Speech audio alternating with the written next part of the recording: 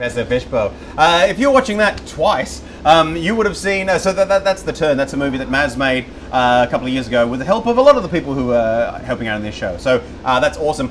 You can watch it all for free at his YouTube page, youtube.com/extremebeyond. It's turned into a web series. One of the people you might have seen in that trailer is our next guest, which is why we played it. It's Brian Pritchard. Yay! Thank you. Hey man, how's things? It's good. Yeah, excellent. Great, yeah. Now you were involved. You played the bad guy. I played the bad man. Yeah, I got the part because I've been involved in some short comedy stuff. Really? And this film was a comedy, but I got the serious baddie part. Yeah. Yeah. Yeah. Is it fun playing a villain? It was actually. It was really good fun. Oh, I really want to do it. It was great. It's just that I have such an innocent face. Do you know, there was a couple of times when I had to hit one of the girls. Oh yeah. I had to really smack her head, and I got so close that they actually thought I'd really hit her. They thought I'd. Oh really? Yeah, it was so funny. Did you? Took the last croissant, just to make it real. Yeah. Yeah, because you were hitting, like, I mean, all the girls involved, they were quite young and lovely. Oh, I was in my element. Yeah. Yeah. Sweet. And so you saw the thing when it came out. You said that you got a copy? I think I was one of the only ones that actually got sent a copy. I kept nagging Danielle for a copy. You got to nag Danielle, otherwise nothing gets done. Yeah. A little bit of technical difficulties here and there, but that's why we have Maz. Maz fixes all. We didn't have this before, and now we have all of this and this. Anyway, we were talking about the turn of the premiere. You were saying it was heaps of fun. Oh, it was great fun. It was a proper premiere. Yeah, I was treated like a film star. Yeah. Oh, really? Oh yeah, all the groupies and all the girls chasing me. Super I wish. Sweet. Nice. No, it was now, good fun. You probably shouldn't be chasing girls because your show this year is called The Wife of Brian. Yeah. Which is one of the best names ever. Do you know it started?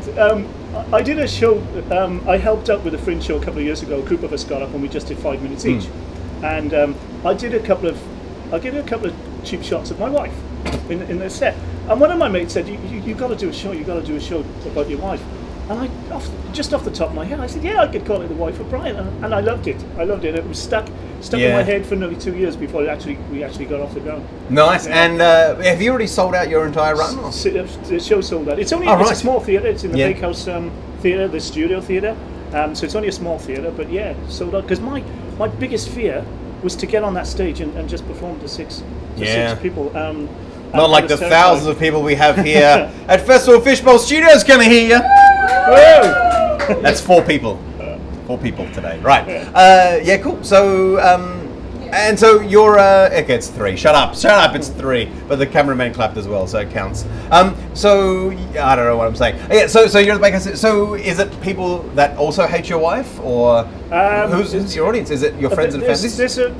There's a few friends. I've got a lot of my work colleagues come because I work in Flinders Hospital, so I've got a good capture audience there. But but most of my colleagues actually couldn't get tickets because it sold out, and a lot of the audience are older, like they're like 50, 60, 70s, which really surprised me. But they love the dirty jokes. They do. Old people know. They all like, yeah, g'day, yeah, you do. You always leave the toilet seat up. Like they're really fun. I mean, they're not really sick, sort of dirty. They're just but they just love a bit of titillation. Yeah, and they love it. Yeah, because my daughters, right? They're real prudes. I got twin daughters. They're 23. I can't tell any fad jokes. I can't swear. They're really trying to be ladies. Yeah. And yet there's these 50, 60-year-old people in the audience laughing every time I say something crude. It's really funny. It's great. So you'd be having a ball. Yeah, I've enjoyed it. First night, terrified, absolutely terrified. This is your first Fringe show, right? First solo show? Yeah, apart from that one where we did, because this is the first time I've done more than about 5 minutes. Yeah, right. So to get up and do 40 minutes is a big stretch for me. Yeah.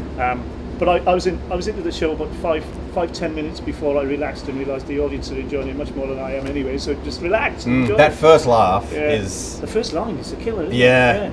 And I got this terrible sort of, not a stutter, but it's almost become part of my act. No, it's the character, because I sort of almost stutter sometimes before some of the words, but it's actually developed into my act now.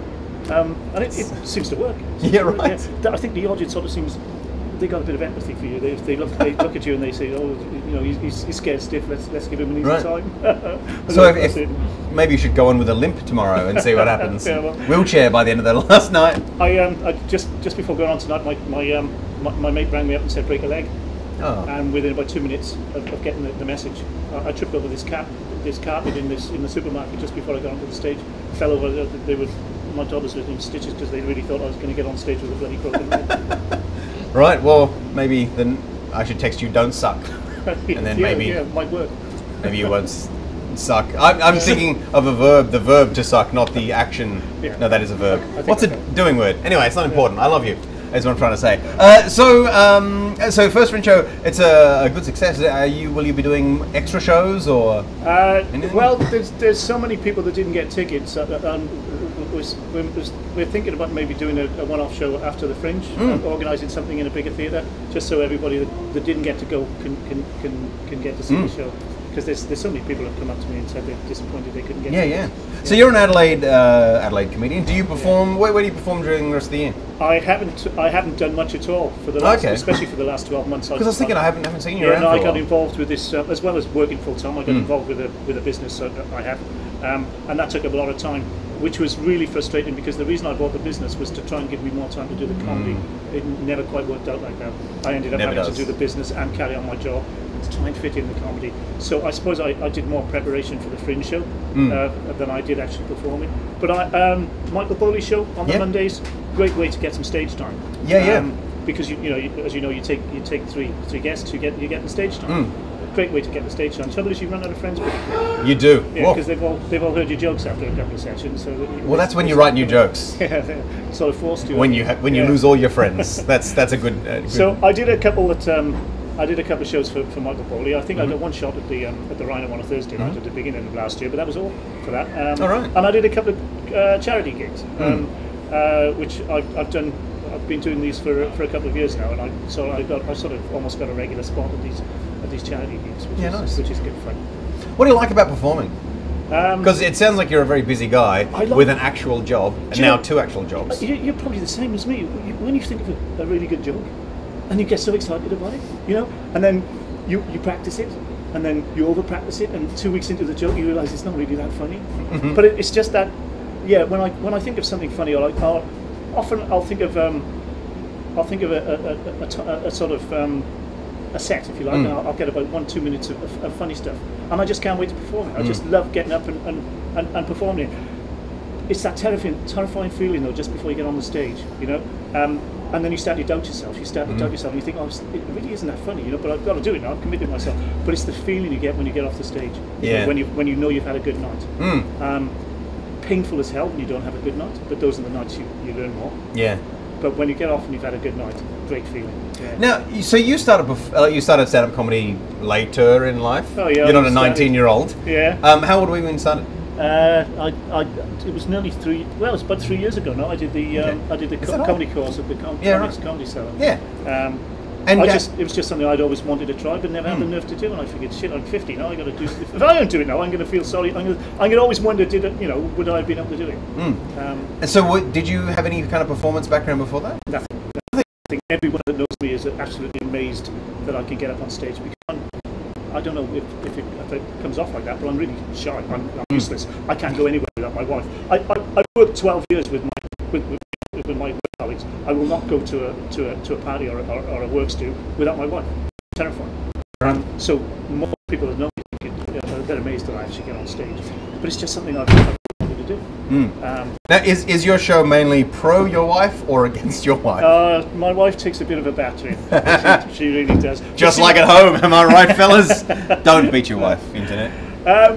No, see, my philosophy, if you like, is you can make fun of somebody about being overweight, right? So long as they're not overweight. You can make fun of somebody about being ugly as long as they're ugly, because then it becomes offensive. But if it's obvious to the audience that it's just having a sort of quiet, sort of light-hearted, it's funny. It's in the right spirit, because then otherwise it does become offensive. My wife enjoys the show. She thinks it's hysterical. Yeah. She knows that it's a character. It's not. Yeah, it's not your actual wife. I had a set with my daughters. Daughters were black and ugly, Well, my daughters are not black, obviously. They're certainly not ugly. They thought it was hysterical. They were so pleased to think I'd put them into the set. So you can get away with it if it's. But there's a there's a line you can't cross because otherwise it becomes offensive and the audience. If you said your daughters were white, that would have been horrendous. Right.